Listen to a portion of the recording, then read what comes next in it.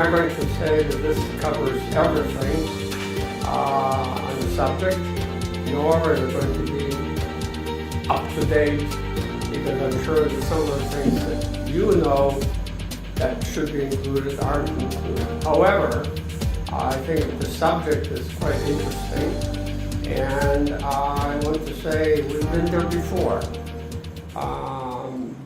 I remember when Japan was going to be a superpower, and before that, of course, Russia was a superpower. So the question is it going to happen? How is it going to happen? Will it happen? And what should be our response? I bring a little bit of history behind. I did this foreign science and technology when I was in the Pentagon. My first day or so there, I remember some lieutenant colonel ran into the office and says, "Could you please give me the most important thing that Russia's doing in science?" Okay, now I've been there, I know where my desk was, and I knew how to get into it from the parking lot. You know Mr. Google. But the answer was very simple. The US, the Pentagon, had no idea what scientific abilities Russia had, and the Soviet Union, I should say. They knew very well what weapons they had, because they have all these, CIA and DIA and so forth, so they know gadgetry, but they have no idea about the capabilities of the scientific power behind. Most American scientists knew a few Russian scientists, but there was no connection. And so I vowed that when I leave the Pentagon, I'm going to remedy the problem. And so I actually started a program to trying to systematically bring the best minds, American minds, together and do reports. Now, this went on all the way until the fall of '91, when the Soviet Union fell apart, because at that point they said, well, we don't need to do this because now we can go and travel. But at the end, the impact of those studies, systematic studies, I would say we found a few surprises, which was good. Like laser development. We predicted the Soviets had much better laser development than people thought they were, and they didn't believe it until some pilots got zapped with a laser beam over Hawaii. So then they said, oh, I guess you're right.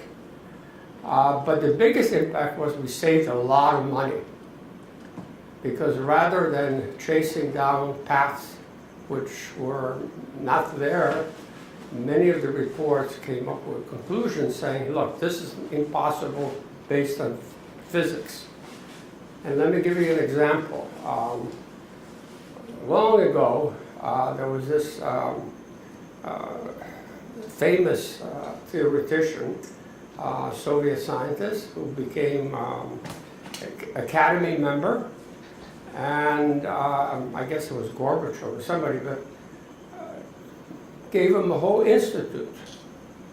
So this guy had like 2,000 people in this institute, and he was going to develop a new weapon. And the new weapon was based on simple... Sorry. I'm going to have to... Based on the simple thing that hydrogen atom has a triplet state and a singlet state. And if you excite the atom to a triplet state, and then it goes to the singlet state, you're going to get a big bang for your dollar. Okay, so potentially it's explosive, potentially it's a big weapon, and so this guy had this huge institute developing this new weapon, okay? And so everybody was excited about it in the West. So we did a study. We had a bunch of physicists put together and say, question, is it possible? Well, the end of the story, I'll make it very short, is yes, it's possible, except that you need millikelvin temperatures and you need pressures that were like 10 times higher than any anvil available at that time. So this guy had thousands of engineers working on this project, except the basic core, the idea, was not reachable, really. Because a millikelvin, I mean, we're talking about absolute zero, a few thousandths of a degree above, okay? So we saved a lot of money because we didn't start any projects. However, I did actually, just in case, start a project in MIT, funded it, and sure enough, 27 years later, the concept was proven, but it was in a laboratory, which a lot of equipment, and it wasn't a weapon, it was just an idea that was proven to be correct. Hydrogen does have a singlet and a triplet state, and when it goes down, you get a little energy out of it. But anyway, so it is very important, what my basic theme here is, it's very important to have a bunch of people sit down and analyze the situation. Unfortunately, our government today doesn't do as good of a job as they should. And so that's my sort of bottom line here. I did Russia, Soviet Union, Japan, China in the future. Okay? Now, why do we do this? Let's go back to Harry Truman. When he set up NSF many, many years ago, he said, we have come to know that our ability to survive and grow as a nation to a very large degree depends on our scientific progress. Moreover, it is not enough simply to keep abreast of the rest of the world in scientific matters. We must maintain our leadership. Okay? So that was back in the 1940s, I guess. Today, believe it or not, without the science advisor and without having a lot of technical people, in December of 2017, the National Security Strategy came out and saying priority action, understand worldwide science and technology trends to retain U.S. advantages over our competitors, and you can read the rest of it. So even though many years have gone by, we have many presidents of varying degrees of interest in science and technology, it seems like the understanding is that we need to know what's going on in the world. And quite frankly, when it was just Soviet Union and the US, that was easy. You just had one target. Now you have a lot of places that are competing. So, how do you measure S&T? Well, collect anecdotal data, and that's easy to do, except it's very, very dangerous because somebody has a few anecdotes and say, oh, this is what's happening. Well, it might be happening, it might be an anecdote. It might be real, might be fake. A lot of fake news. And even in science, as you know, unfortunately, there are a lot of fake news stories where scientists desperate to publish will publish fake news, made up news. And so, you need to really dig deep to make sure that something is real or not real. Data mining. With computers now, a big thing has been that you can do data mining by keyword searches. And you can do it in any language And that's what it's done. With one of the reasons that Google and Apple has such beautiful translation capabilities is because the government funded the research to make that happen. So, you know, if you think that that was all done for sake of doing it, the government really wanted to be able to translate things instantaneously for a variety of reasons. Data mining, and we probably should have a talk on it, is actually quite advanced in its ability to come up with stories. But the problem with data mining is like everything else, it's superficial. If you find a nugget, and by nugget meaning something exciting and interesting that you want to follow up, you really need to do an in-depth search of that. Doing data mining alone is not going to help. And unfortunately, a lot of government organizations today think that data mining is so good they don't have to do any in-depth, which I personally think is wrong. But anyway, you follow publications.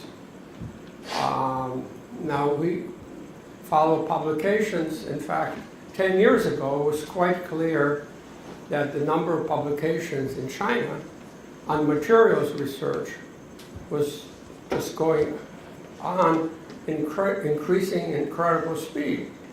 People didn't pay attention to it, and then all of a sudden, China, some of the best research in materials is done there. They have the, I would say, the only source of rare earth materials available. So anything that you buy on your iPhone or Android and so forth that uses rare earth comes from China. So NAS, National Academy of Sciences Studies, problem with those studies is, and this is a critique, first of all, they take extremely long time. Secondly, they cost a lot of money.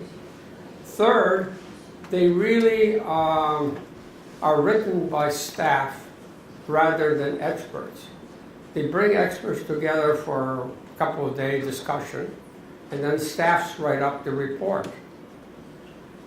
I found personally that if the scientist himself or herself has to put down their name as an author, they will do a much better job of analysis than if they come to a one-day discussion period. So that's my take on the studies, is they really don't do the job that they should be doing. I found personally, if I get 6 or 8 experts from the US, get them together, have them choose a chairman, develop an agenda, and do the work, and then interface several times a year, maybe go on a trip together. That report is much more substantive. A question about this slide. Did you mean NAS or NSA? No, National Academy of Sciences. National Academy of Science, thank you. Yeah, and NRC is National Research Center. I know them. You know, okay. No, these are publications from the Academy, because what we're looking for is research, basic research work, which is unclassified and openly available in publications. But somebody has to go through those publications and pick out the nuggets.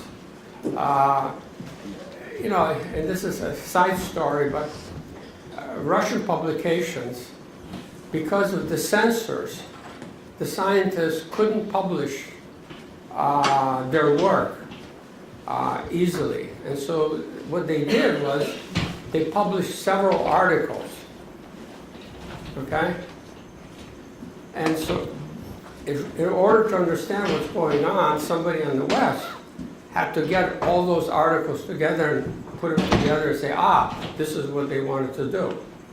The article themselves was published on, say, this aspect and this aspect, which got through the censors, the Russian censors, But, you know, again, if you had some intelligent people looking at the scope of the work, you could figure out what's going on. So, government reports. The JSONs, I think we talked about a little bit of JSONs. JSONs, it's a group of mostly academics that meet during the summer in La Jolla for 3 or 4 months. And they basically are given tasks either by the president or by Secretary of Defense or Energy or somebody high up on the totem pole to study a particular subject. And then they do a report. It's not published publicly, although some are. And then, you know, they give it to the whoever paid for it. I mean, it's a very nice, I was there a couple of times, and, you know, La Jolla, I don't know if any of you know, beautiful beach area. So it's not a bad place to sit and do your thinking. And then there are also organized visits, FASTEC, JTEC, and WTEC, and these are things that I was personally involved with. Okay, and here's, you know, a couple of reports, old ones. This is back to 1989, Soviet science as viewed by Western scientists. I was one of the authors. We did this study, basically pulling things together and sort of making an assessment. We did work for DARPA, DOE, and others, NSF, and throughout, you know, a period of some, I would say, from 83 to 96 or so, or 2000, these reports were being generally published. Unfortunately, when Bill Clinton came in a second term, the idea was we were so far ahead of anybody else that there was no use to do any reports. I mean, basically, you know, the guy said, hey, I know everything, we're ahead, why waste this time? The problem was that we weren't ahead of everything. And there are a lot of bubbles, trends that you need to follow. In China, we did a first report on China in 1986, and we basically said, you know, that they don't have much of anything really going in terms of science. However, we were focusing on Japan. And at that time, Japan looked like a superpower growing. If you remember, they were going to eat our lunch, and, you know, all kinds of things.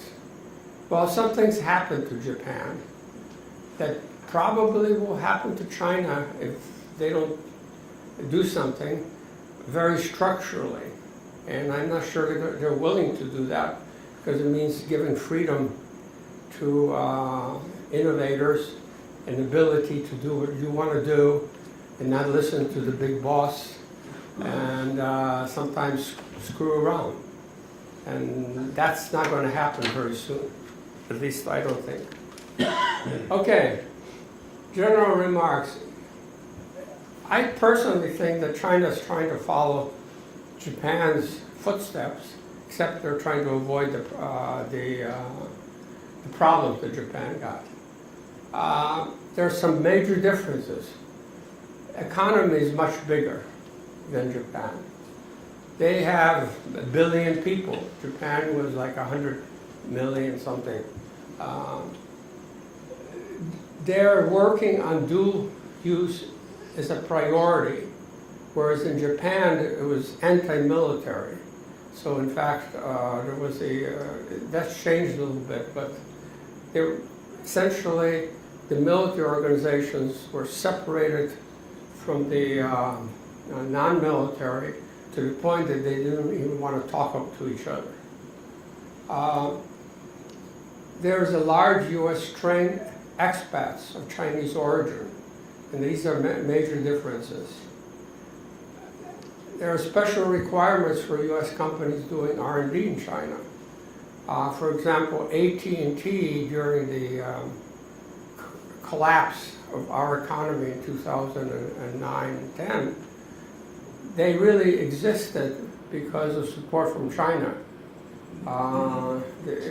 Their enterprise, Chinese government or funding, because AT&T had large laboratories in China, supported it. If that support wasn't there, I suspect that AT&T would have gone bankrupt.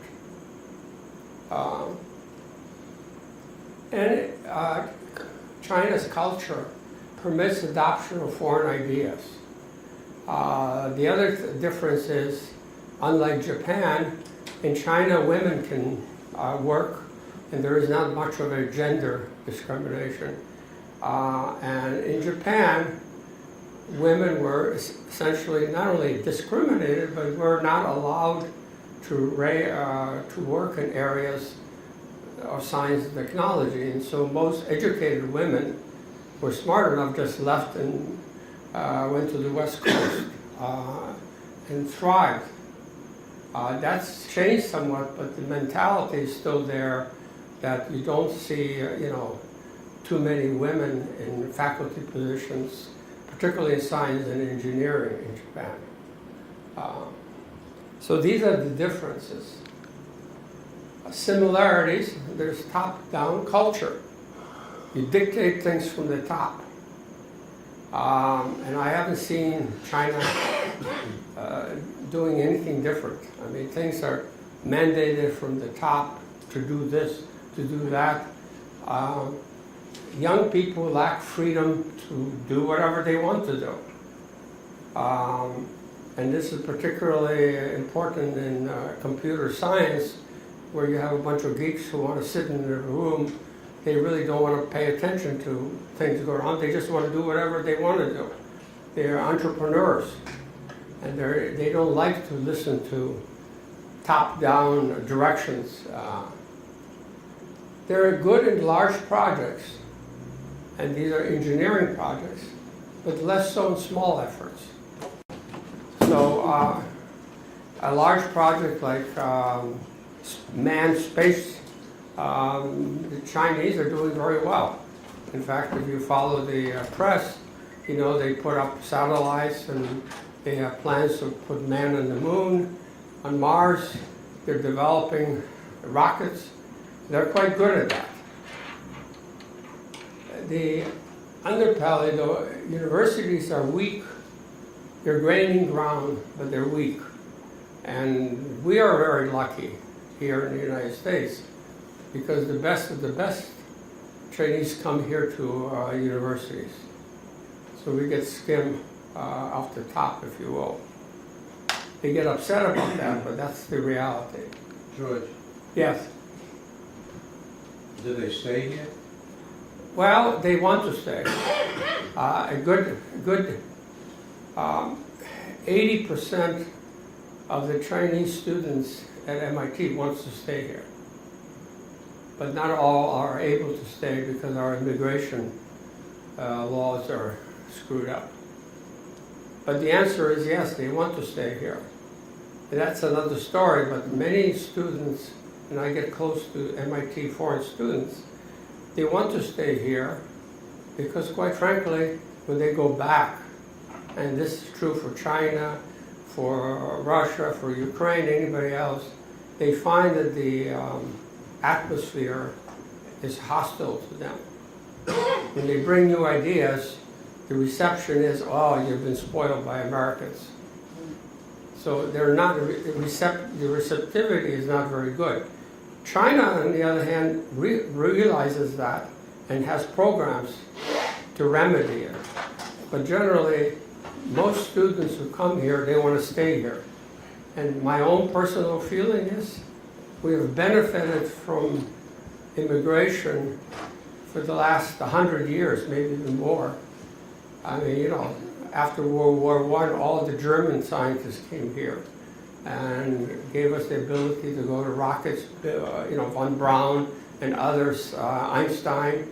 And so we have benefited as a country from immigrants, scientists coming here and staying. and I want to see that continue. Yes? How much does Russia spend on R&D? They're not that much. They're Really? trying, yeah. They have tried, in fact, set up certain centers for R&D. The problem is anybody who has any good idea in Russia understands that if he or she wants to get it commercialized, they have to leave. Because there's no venture capital, and so, this whole innovation trail, if I have a good idea, I'm not going to stay in Russia, I'm going to go to the US, because I can find some sponsors who will pay me and, make me rich. Yes? What about their military expenditures? Don't they do R&D in that area? Yeah, they do, but it's the best of the best. The best of the best don't go to the military. Okay. George, Yes. just one more question on that subject. How does the U.S. as a draw compare to Europe as a draw? Because there are a vast number of students, foreign students in London and in Germany. Yes. In fact, many go to Germany, UK, because the universities, if you look at these rankings, worldwide rankings of universities, take the top 100, okay? We have something like 20 universities, American universities, in the top 100. There are only 4 in China. And I'm going to talk a little bit more about that, so I'll show you something. Okay. R&D has grown tremendously in China, like an 18% per year increase. So they've come from nowhere, now are bucking, and probably will cross the U.S. Within the end of this year or next year, yes. Do you separate the R from the D? Because I've noticed in the U.S., the amount of pure research seems to be way down, and most of it seems to be development. That's true. It's mostly D, but in science they're spending a lot of money too. So and there's major programs. For example, to attract expats from the U.S. It's a special program. I'll talk about that. But you're right about RD, but that's true for the U.S. too. I know it's true in the U.S. Yeah. Okay, there's some numbers. R&D, 2.1% of their GDP is compared to the U.S. 2.8. Germany is 2.9. Japan is 3.3, but the economies are smaller. So, the absolute number is different. The Chinese minister, Wang Gang, said that China's annual R&D expenditure has seen a 70% increase compared to 2012. So 70%. The question is that money being spent wisely, or is it just almost thrown at people? Having an increase in your budgets is good, but having too much money, you start wasting it. And I'm not sure that all that money is being used wisely. They have identified high priority areas: artificial intelligence, advanced manufacturing, manned space programs, renewable energy, and big data. The big data is actually very interesting, and might, have a talk on that, because they're collecting data from everything. Face recognition gives them, billions of bit of information on people. They can identify if somebody, you know, if a crime occurs some city, they can probably find a camera that can zoom in, identify the person who did the crime. And so their ability to follow people and have everything available, especially to the police and to the state, is just incredible. Maybe you should call it Big Brother. Yeah. Artificial intelligence, that is something that they have a major program. They realize that it's an important issue. There was a Jason report last summer that came out that basically said that, you know, AI is in its infancy. They don't see any foreseeable breakthroughs in the US, and furthermore in China is even further behind. So even though there's a lot of, you know, AI products on the mind, real AI decision-making capability is still far away. I'm not sure I agree with that, but that's what they said. I mean, here's, for example, R&D, the US, and what's impressive is China. You can see here, starting about 99, 2000, they just started to ramp up in a major way.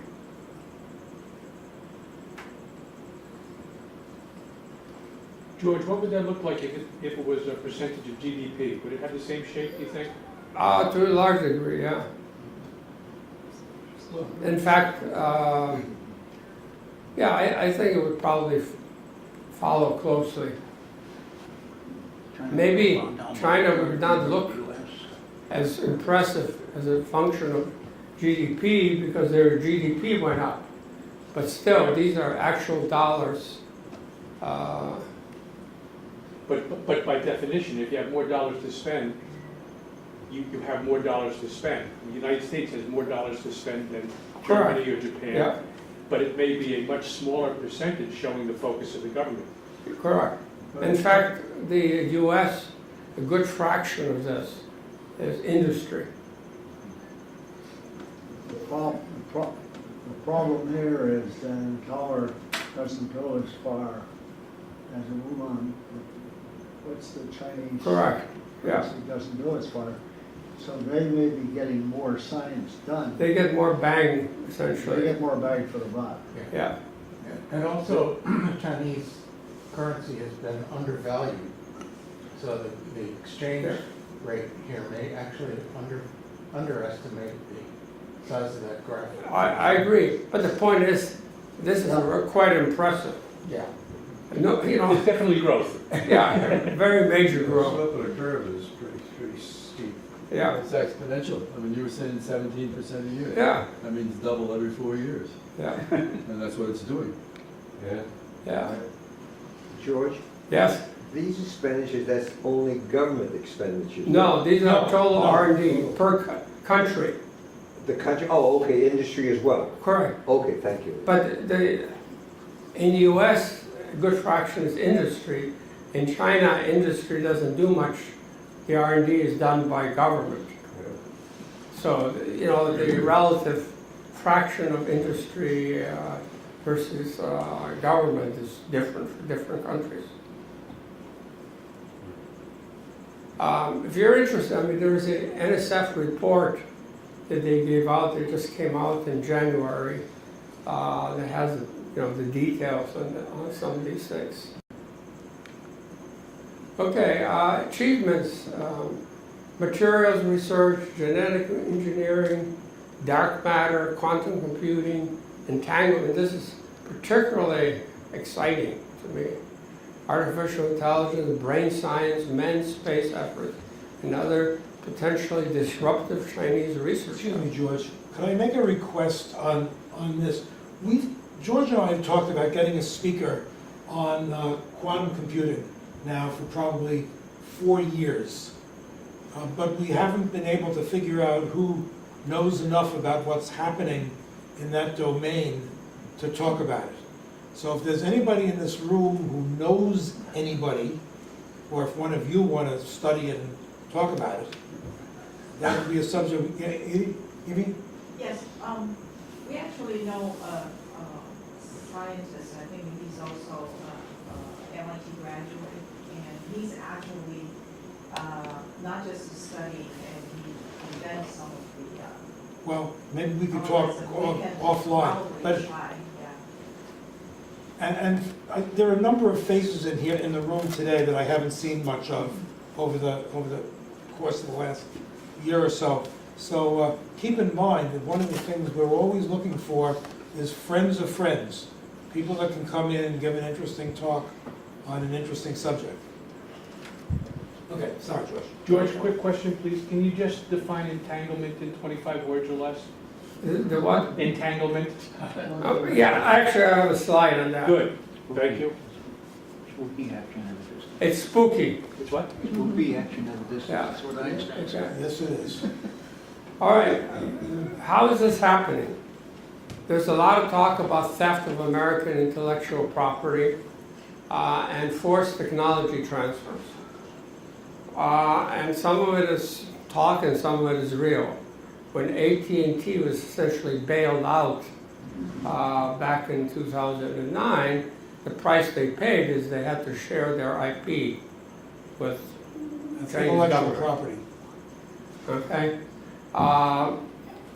As you know, the food fight that we're having now with China, with President Trump on tariffs, part of it has to deal with IP. Okay? So, I mean, while I'm not happy about having the food fight, the fact of the matter is there is an issue of IP that needs to be solved and it needs to be done properly. They also talk about, you know, steady effort. It's the hare, the tortoise and the hare, and this is the Chinese. You know, it's like the tortoise continually improve and do better and better and better, where we like to go for home runs, and they like home runs, but their focus is on base runs, whereas we like home runs. And why do we like home runs? Because you get a lot more respect, credibility, and when you have something that's outstanding, new thing. If you just improve quality of your refrigerator, you don't get much respect for that. And so that's one of the differences. The nice thing about, well, the nice thing that China does is openly admits their shortcomings. In fact, they publicly went a few years ago and said, look, you know, our universities are not good and we need to have a major reform and we're interested in having help and we will do everything possible to improve. And they have improved some of their universities. Very few, but some they have improved. They're openly recruiting American, usually ethnic Chinese faculty. And they have special programs, and they will, in certain fields, they will recruit the person and give him or her a whole laboratory, students, graduate students, support for equipment.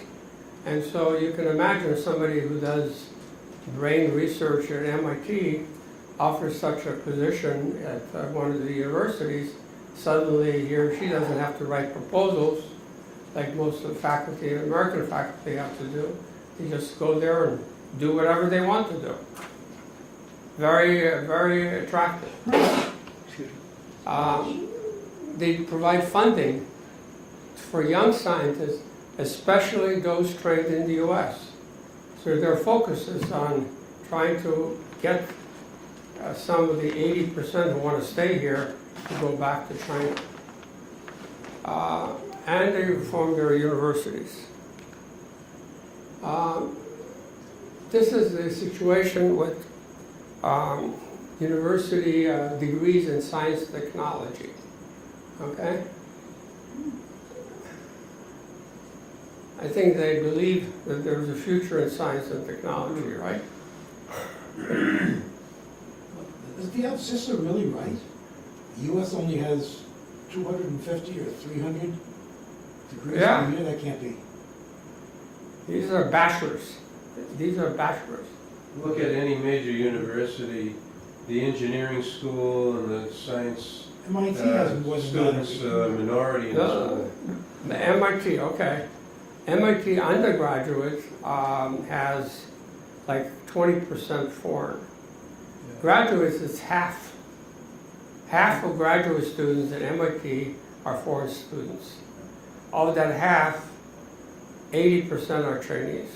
I mean, what are the units on that axis? Because Times 1,000. Yeah, thousands, 200,000 then, yeah, okay. Oh, okay, that's, yeah. Yeah, my graduating class was bigger than that. Oh, sorry. That number doesn't, that number is total graduates from the US? Yeah, this is number So of, if you look at it, that means the US, staying in the US is a lot lower. The US citizens is a lot lower. No, Well- US universities. that's the whole. these are the problem number in of the US. degrees that are given out. Degree is the problem. Yeah, but this is not by, This would be a bachelor degree. this is not by, this is number of degrees given out at American universities, independent of who the students are. Right, so it should just have a K after those. Yeah, I'm sorry about that. Hey, George, do they, I mean, in this country, there's a sort of a battle over STEM versus classical education, and there's a lot of people that push back, we shouldn't have too much STEM education. Does China have any non-STEM education? Very little. They are focusing on STEM. We need to talk on what US is going to do. China's the to world respond to expert on this. philosophy. Yeah, I agree.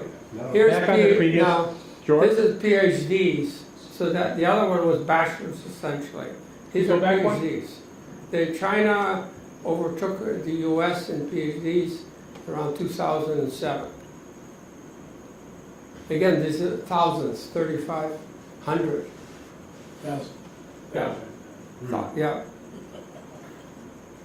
So that's, okay? I mean, it's quite impressive, because PhDs generally don't do, how should I say, grunt work. They do innovation, research, applied research. no. I don't think that's true. Well, a lot of them do. I mean, they want to do that. After I spent 4 years doing my PhD, I really want to do things Right. that are gonna, But the number, I mean, if you want to be in academia, it's about 20% of Yeah. PhD physicists get to be in academia, the other 80% have to go off. that's true in the US. Yeah. In other countries, that's not necessarily true. Okay, how does education in China compare to other countries? Provincial education breakdown. Now you notice the color scheme here. The top three green, which are right here, are the best. Beijing, Shanghai, and Tianjin. The worst is in Tibet, and then most of the country, has between medium and high. What are you plotting, sort of the quality of education? Yeah, quality of education, based on reports and what have you. And I guess also probably what comes out of this is what people do after the education. So what this says to me, that there's a very high concentration in the major cities, but the rest of the country really needs major reform to get things up and competing. Rankings. This is for the British Times Higher Education World University rankings. Beijing and Tsinghua universities placed 29th and 25th among 978 institutions, okay? So the highest ranking of a university in China is ranked 25, 29. What's a tertiary institution? College, College, College. yeah. George, is that an overall ranking or in science and engineering? It's an overall ranking by this Times Higher Education. They take into account all kinds of things. China's third and fourth national ranked universities failed to make the top 100. Steve Okay. Bullock. And then 5 of the top 10 Chinese universities are within Beijing and Shanghai. There's a lot of discrimination between the elites and the rest of the people. And the discrimination is in the form of getting into the university, getting support and so forth. So if you're even a very smart kid in an outlying area, it's very hard to get into the top universities in China. And once you get in, you don't get the same support as the elite ones. You do. Yes? George, how do the Peking and Tsinghua compare to U.S. universities? Where would they rank in terms of the U.S.? So what would be a comparable school to those two? Do you have any idea? Well, I mean, like University of Wisconsin, Oklahoma State. Really? Interesting. In other words, good but not top ranked. Correct. Yeah. Now, let's talk a little bit about immigration. It's a hot topic these days. U.S. science system has benefited from foreigners. I mean, we're a country of 150 million before, we're 100 million. There's 6 billion people out there in the world, okay? China is 1 billion, India is 1 billion. What do you mean, we're 320 million? 320, sorry, I was thinking, apologize, sorry. Still, 300 billion versus 6 billion, okay? But we have benefited because some of the best tend to come here for a variety of reasons. One is an opportunity to do things, get rich, get famous. And so we have benefited by essentially getting the best students here. From, essentially if you have 1 billion as a base, you pick out some of the best and you bring them here. You don't need to have 1 billion people because you're selecting. And so it is not in physics, for example, we have benefited from German students, Russian students, Indian students in Japan in the past. I mean, some of the Nobel Prize winners, if you say they're American, but you look at their names and their backgrounds, you see, hey, they came from Germany or Russia or what have you. Space, our whole space program in the 60s was based on German technology. If we didn't have von Braun, I don't think we could have sent somebody to the moon because we wouldn't have the V5 rocket, for example. Math, Russia and Ukraine have sent us some of the best mathematicians. if you look at the contest, even today, they have like a gold contest for in mathematics worldwide. Some of the gold winners end up at MIT. Because our universities want to attract them and they want to come here. Engineering, we have some of the best Chinese and India engineers in the US.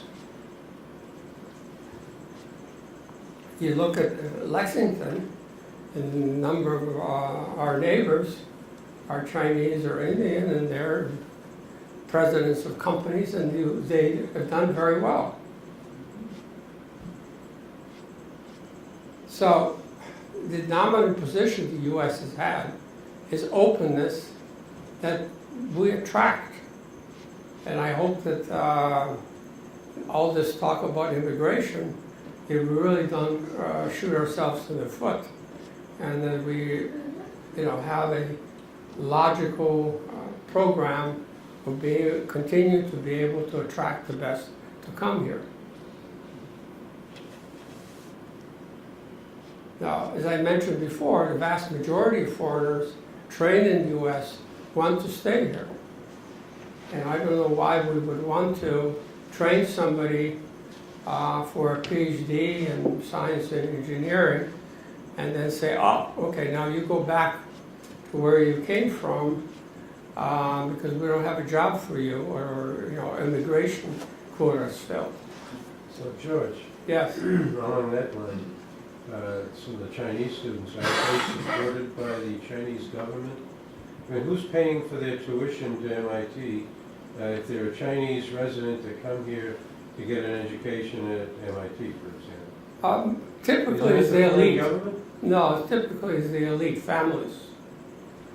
Family money?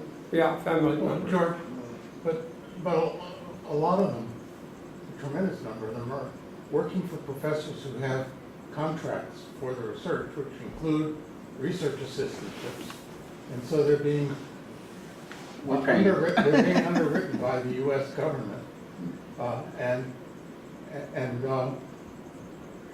We hope they stay here and that the investment stays here. Yeah. That's the graduate students. The graduate The students, undergraduates are. the graduate students, they work on projects which are paid for by contracts or grants that the U.S. government gives. But no, the Chinese students who come here typically are paid by their families. Remember, there are quite a few Chinese who have done very well financially, and they want their children to get the best education, and if they qualify, they come over to the U.S. Yeah, it doesn't make sense that the US government wouldn't want them to stay. I agree with you. So I was thinking it must be the government of China that's paying and they're requiring them to come back. No. But you gotta follow something here, and not forget it, that foreign students, by and large, pay 100% of the tuition, versus American students have a much higher percentage of financial aid. Correct. Follow the money. It's in the university's best interest to get as many foreign students as they can, paying 100%, than it is to take the same seat and give it to a US student, which is a cost. Yeah, BU does that in droves. They have Every school. Yeah, no, but all the kids there all have expensive cars. They're foreign students and are driving around. At $60,000, $70,000 a year for an undergraduate education, I mean, most of us, that's pocket change, but many other people, it's real money. You got a hell of a. Well, there is a Yeah, I'll show you the discussion. whole. There's a discussion. I like to see facts. There is discussion of that, and I've heard that before, but I really don't know what the reality is, whether in fact university admissions look at that aspect and say, this is extra money, this person will get, admitted and somebody else. I'm not suggesting that. I'm just saying, the whole university admission thing is a big complex ball of wax, no Yeah. question about that. But I'm just saying, foreign students in general will be paying 100%, and therefore, it's a profit center, if you will, for the universities to go out, and in fact, they do it at the independent schools as well. They go out and recruit foreign students to come to the US. You know, they happen to be elite. You're not gonna find, you know, a sharecropper sending their kid, you know, to Oxford. You know, that doesn't happen. Yeah. But on the other hand, that's part of what they do. I'm not saying there's a bias in admission, but they recruit these people to apply so that they are in the pool and they have a chance of being admitted, as opposed to zero chance. I agree. Okay, you probably have read this by now, and it's, you know, China is rapidly trying to develop a scientific capability. It's very focused on 2 cities, mainly, but these are large cities. So it is, you know, not quite as bad as it sounds, but the fact of the matter is, it's very limited to several centers. Okay, they, for example, have a 1,000 talents program, 10th year in running. I don't know how many people have heard this, okay? This is a 1,000 talent. You basically a call, and here's the program. They're asking for essentially expats, or somebody who knows their language, to come and apply for a position at a major university in China. George? Yes. Thanks to Mr. Google. There's an article here from businessinsider.com. And it says in 2015, the country's public universities gleaned more than $9 billion in tuition and fees from foreign students, on top of paying significantly higher tuition costs. International students are largely paying out of pocket for their education at public colleges. And that's from something called Self-Score. At a public college. Are you talking about state schools or Well, I don't know. private and public, right? I don't know. I'd have to read the whole article. Well, you know, I know that a lot of, It's a data point. yeah, a lot of the, I mean, I noticed the same thing when I was in college, which was over 50 years ago, that the foreign students tended to pay full amount and were not on scholarships. And the American students were maybe 60, 70% had some degree of financial aid. You can also liken that to, okay, to in-state and out-of-state students at state universities. To a certain extent, all you're right, right. that might be a good talk, but Exactly. here's Let's the move on. 1,000 talents program. They have recruited around 7,000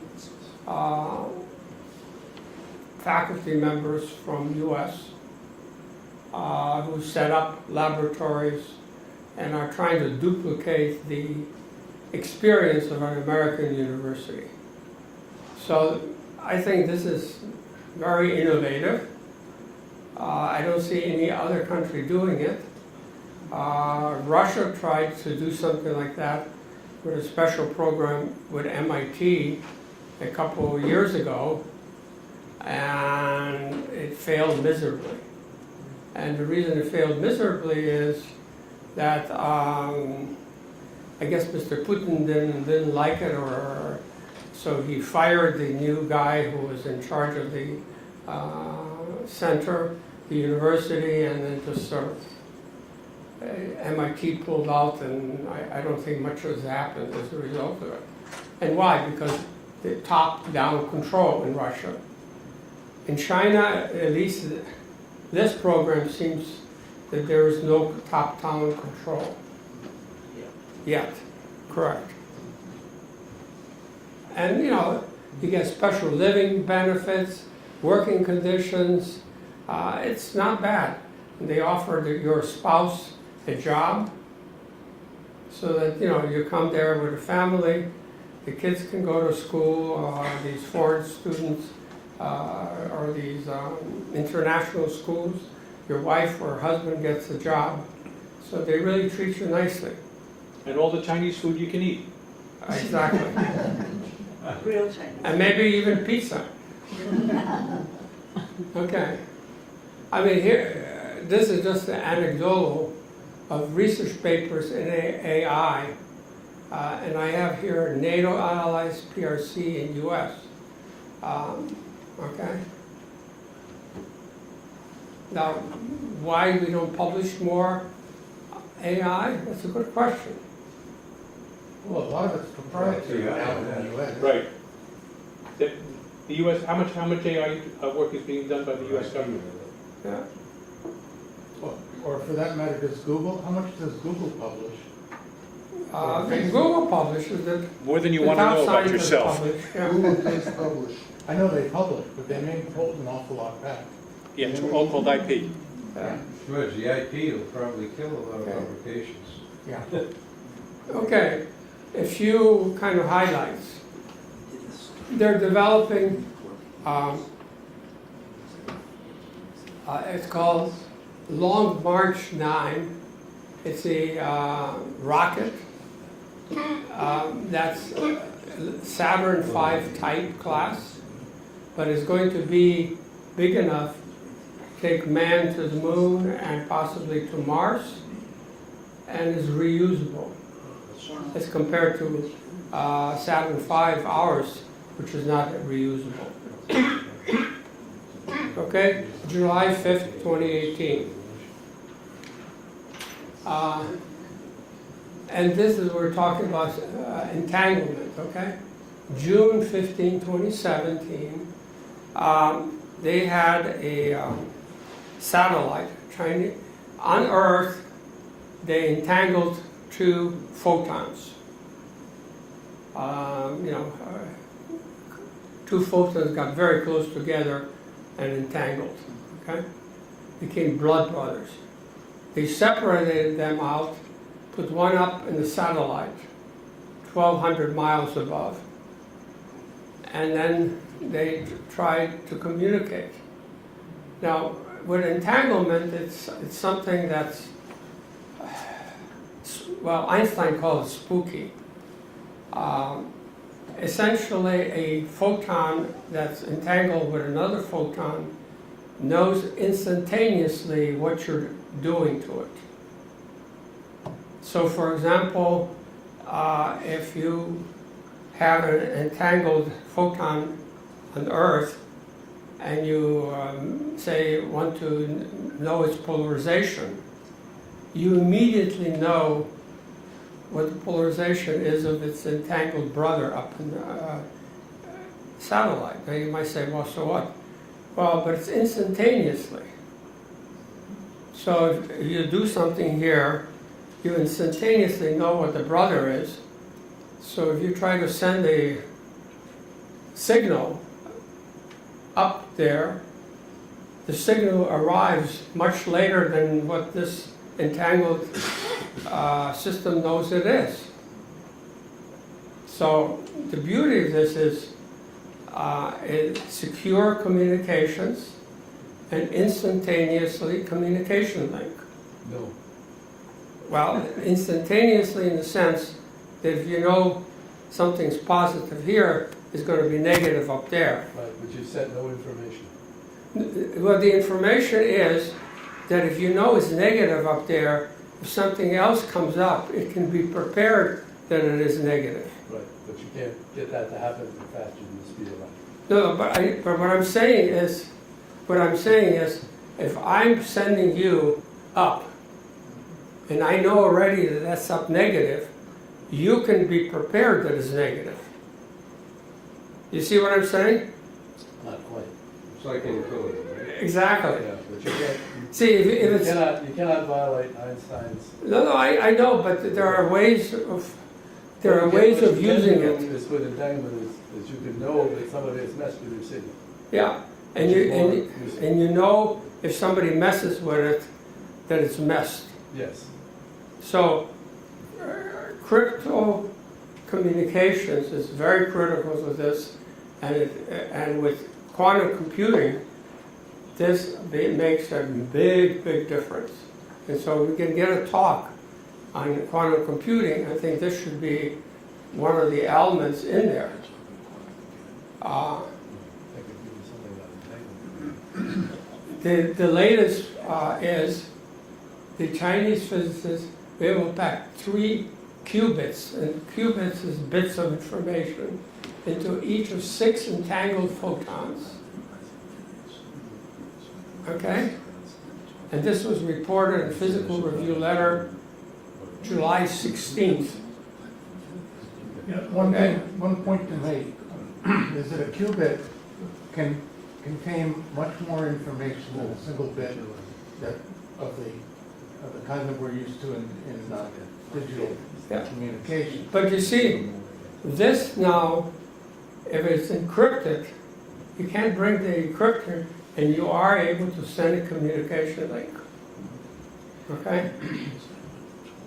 So, I mean, there's a lot of work going on, and it seems to be that most of the breakthroughs are coming from China.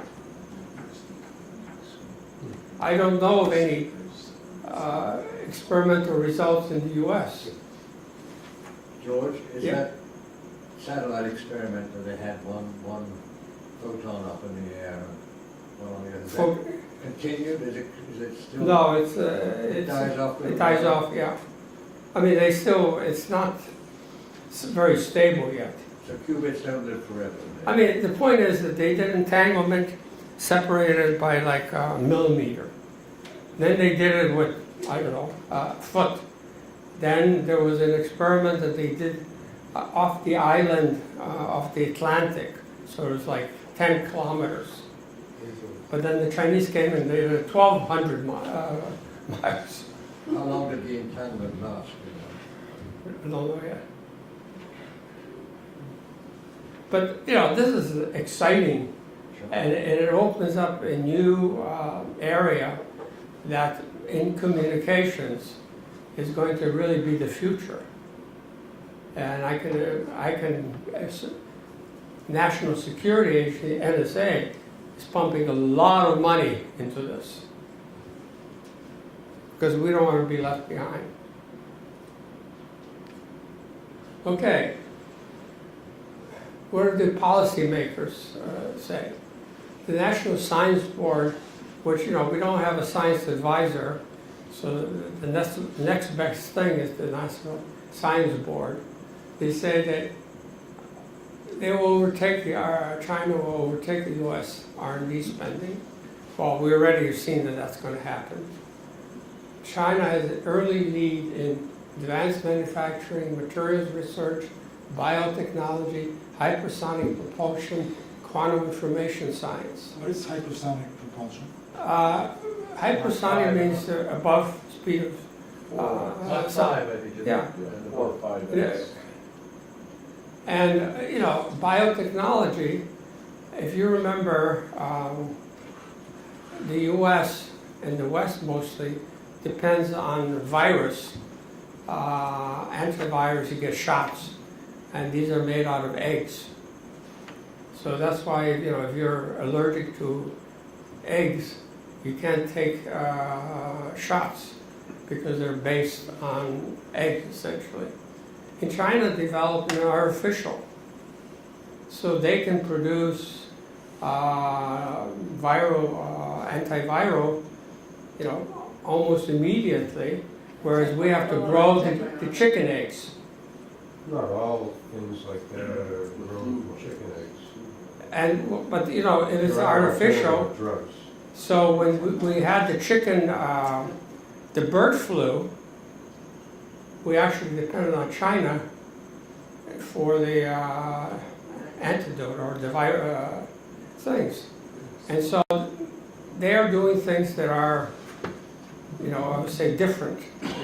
They don't have this stringent restrictions as we do on research, especially in biotechnology, and are able to advance in areas where we're just looking over the shoulder. Now, is that good or bad? I don't know, but this viral thing is just an example. Okay?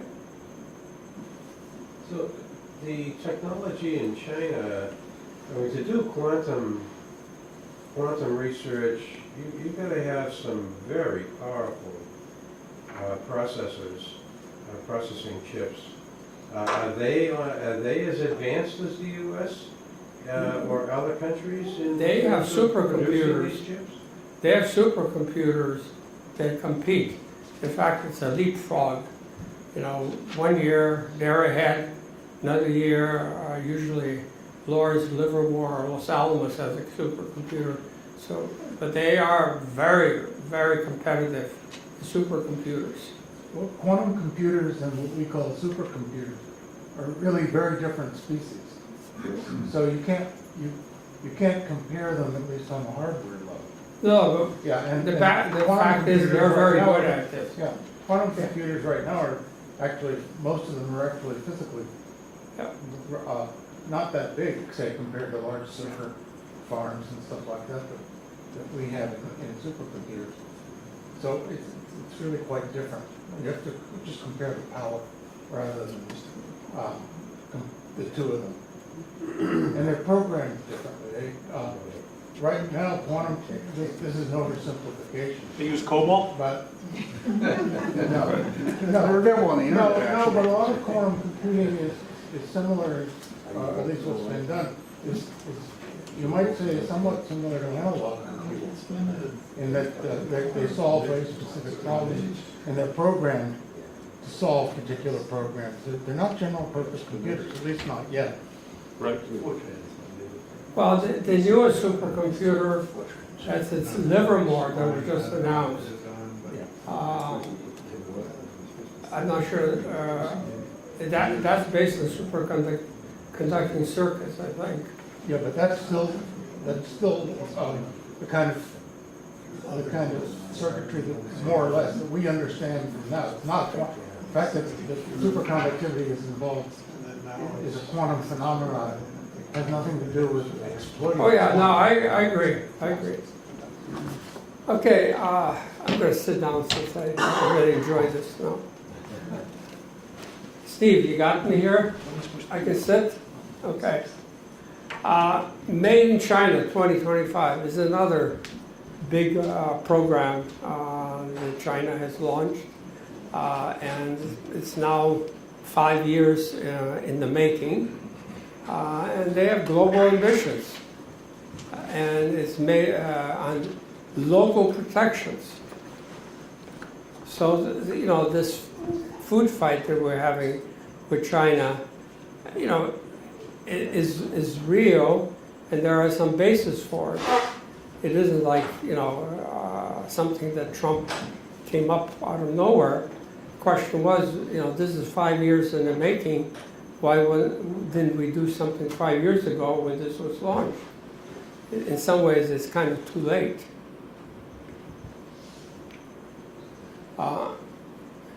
Made in China, I mean, here's the program. Aviation, rail, new energy vehicles, agricultural machinery. As rail, you know, they have this super fast train going between Beijing and Shanghai. It's nothing like that exists anyplace else in the world. Fast trains in Japan? Japan has the, what they call it. Yeah, but it's not as fast as this.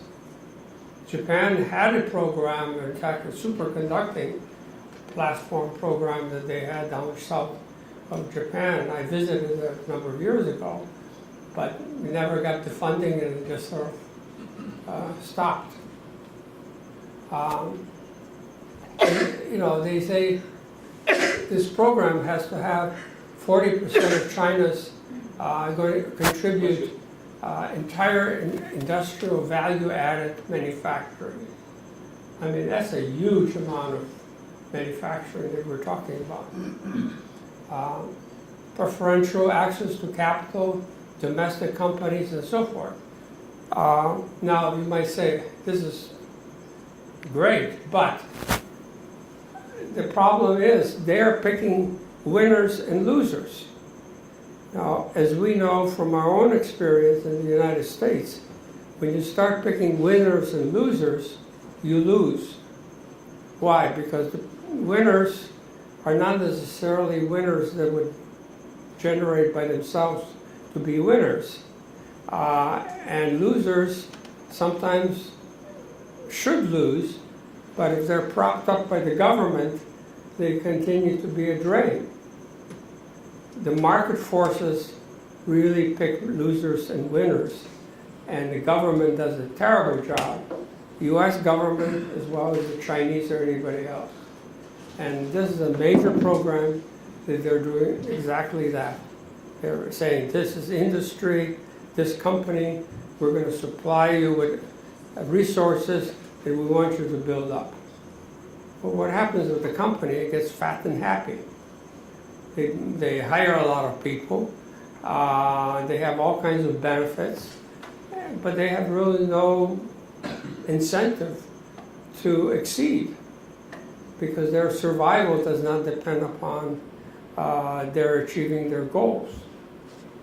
So I'm kind of surprised that this is something that they're pushing, but their government, is based on ability to pick winners and losers and to direct top-down where they want to fund. George, how's a winner defined in a non-capitalist economy? That's right. Say it again? How is a winner defined in a non-capitalist economy? Good question. They say we want to have winners in, beat Caterpillar, and so we're going to support our local company that makes, agricultural machinery. And whether that company really merits support or not, you don't know. But they're suddenly getting a lot of influx of money. But just by the nature of your answer, you have a way of giving feedback. You say we want to beat Caterpillar, you look and you see whether they're beating Caterpillar. And it's very similar to what businesses do too. Oh yeah, Just to find to see how they're doing in their various niches by comparing to other businesses and things of that sort. What I think George's problem, the problem George is posing is the extent to which politics comes in from a national top-down program, and that right now in China, for example, there's supposedly a lot of manufacturing capacity that is just being propped up because they're afraid of the implications of losing jobs from inefficient plants. You mean somebody's cousin has a business, so we're going to keep No, it's not promoting even. it? No, think of it as propping up our coal industry, if you will, right now. Fair point, Okay. okay. That's a good example. Yep. That's a good example. Real estate in China went through, whole cities were put up and now they're abandoned because of centralized planning. Well, as soon as they get rid of one time zone, they might have a chance. I think I should quit soon. If anybody's interested, there was a recent science and engineering indicator in January of this year. And they give not only about China facts and figures, but US and the world. And it's online now, so you can download all this information. It's worthwhile to look at. So Science and Engineering Indicators 2018 digest. Okay, they believe, when I was working in Japan, I was really amazed when I go to a company and they talk about 100-year plan. Okay, now 100-year plan. I mean, imagine Sony has a 100-year plan of where Sony's going to be. American companies, have maybe a 5-year, 10-year, but 100 years. Well, China's talking about 5,000-year history. And so they're trying to put it in perspective. Hey, this is an ongoing process that we're going to be a superpower, not only in military form, but in science and in the world. Okay? Their dream, and they're putting their money where their mouth is. Oops.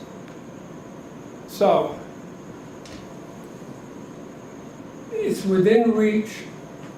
I have some questions because as long as their system of government is the way it is, it's very hard to be a leader in science because the science requires freedom of pursuit, in any direction.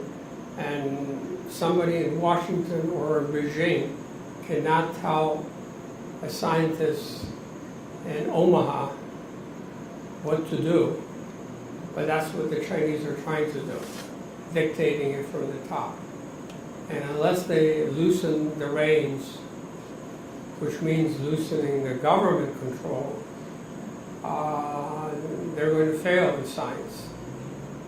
They might do very well in engineering, they might do very well in space, but being number 2 is a lot easier than being number 1. When you're number 2, you always have a place to follow. You have the road ahead of you, and you more or less know, you can sort of lessons learned. When you're number 1, you have no lessons learned. You've got to be on your own, and that's hard. And so I believe that the United States will continue to be number 1. We have a lot of competition, and we can't feel good about ourselves. But I don't think that we're going to lose that leadership unless we really screw up. And that's possible, of course. But anyway, that's my take on China's science today.